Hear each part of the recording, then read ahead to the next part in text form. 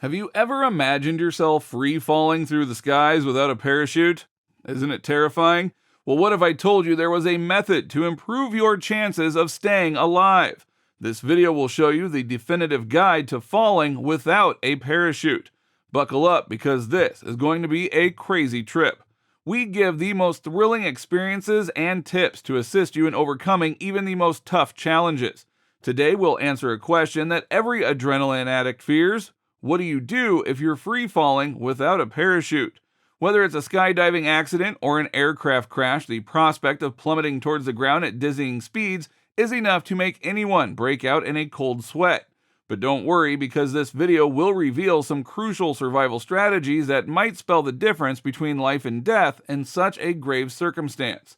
Now, before diving into the survival tips, hit that subscribe button and turn on notifications so that you never miss out on our upcoming thrilling content. Now, let's start learning how to survive falling without a parachute. To begin with, you would have little time. You'll have less than a minute before hitting the earth if you fall from a plane at 12,000 feet, approximately 2 miles high. That is because you're falling at around 120 miles per hour in free fall. You drop nearly 175 feet each second at that speed. Consider falling out of a plane and not having a parachute with you? What would you do if you were in this situation? Well, here are some methods to do when you fall without a parachute. Number 1, try not to panic. Take a deep breath and scan your surroundings for anything that can slow your fall, such as trees, plants, or water. Next, attempt to arrange your body so that the impact of the fall is minimized. To limit the chance of harm, land feet first, knees slightly bent, and arms and legs close to your torso. It's aiming to land on as flat and soft a surface as possible is also critical. Once you have landed, keep cool and concentrate on getting aid. Search for traces of civilization or make yourself as apparent as possible by wearing bright clothes or carrying a mirror.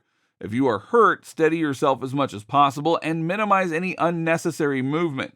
Remember that the key to surviving a fall without a parachute is to be cool, analyze your position, and take whatever precautions you can to lessen the effect of the fall and enhance your chances of being rescued.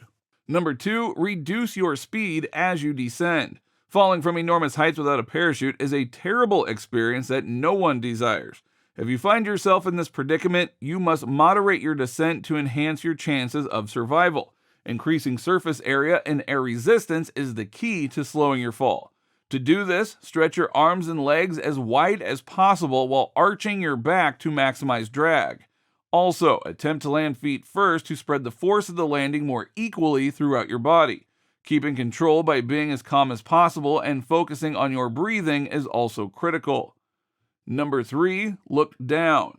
Here is where most people need to correct their mistakes. Your first thought might be to look for a body of water, like a lake, a river, or an ocean, because water has surface tension.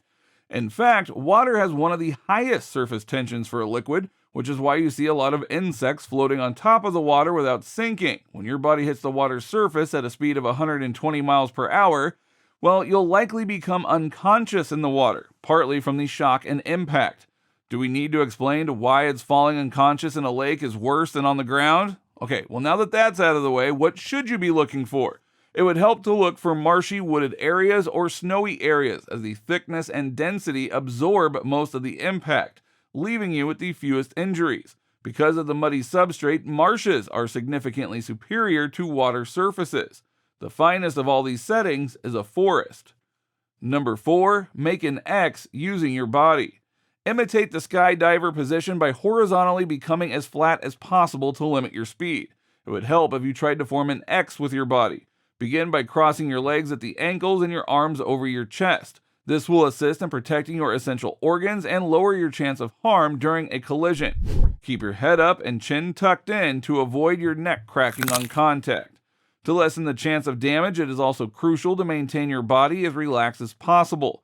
While it is not a fail-safe approach, creating an X with your body might greatly boost your chances of survival in a free fall situation.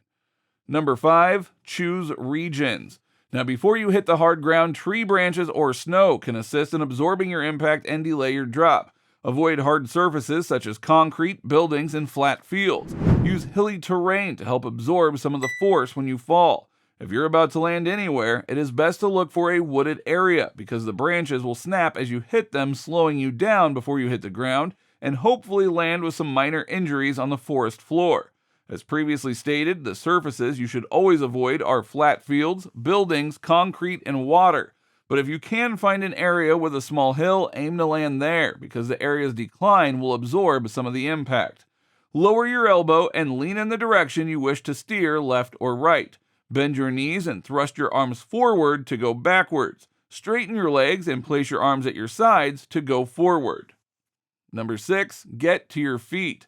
In the skydiver's landing position, make contact with the earth with your feet pointing down and your heels high. Landing on your feet allows your legs to absorb part of the pressure of your fall. While falling on your feet may cause injury to your legs or hips, it may also protect other essential organs. Maintain a straight body and stretch your arms and legs to maximize surface area while decreasing speed. When you get closer to the earth, prepare to land on your feet, slightly bending your knees to lessen the shock. But the landing is only the beginning. You must rapidly rise to your feet and begin moving to avoid more harm or danger. Evaluate your surroundings, look for supplies of water or shelter, and seek assistance if feasible. Number 7, put your hands to your sides if you must land in the water. If you must land in water, keep your hands at your sides. You must stiffen your torso and fall feet first if you are free falling over a body of water and cannot aim for a marshy or forested region. Fall straight, hands at your sides, and feet close together.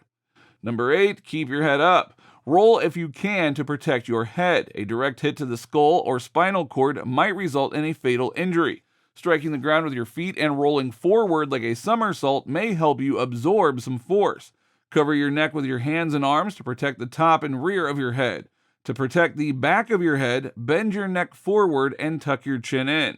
Now, surviving a fall without a parachute may seem impossible, but it is possible with the appropriate mentality and tactics.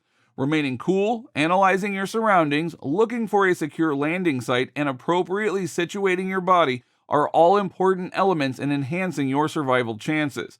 Remember to maintain your torso straight, your arms and legs outstretched, and your eyes on any surrounding objects that may be able to delay your fall. With these suggestions, you can greatly enhance your chances of surviving a fall without a parachute. Now, while we hope you never have to face such a tragedy, be prepared, not scared. Watch our next video to learn how to increase your chances of survival in the face of a tsunami with these science-backed tips and stay safe in any disaster.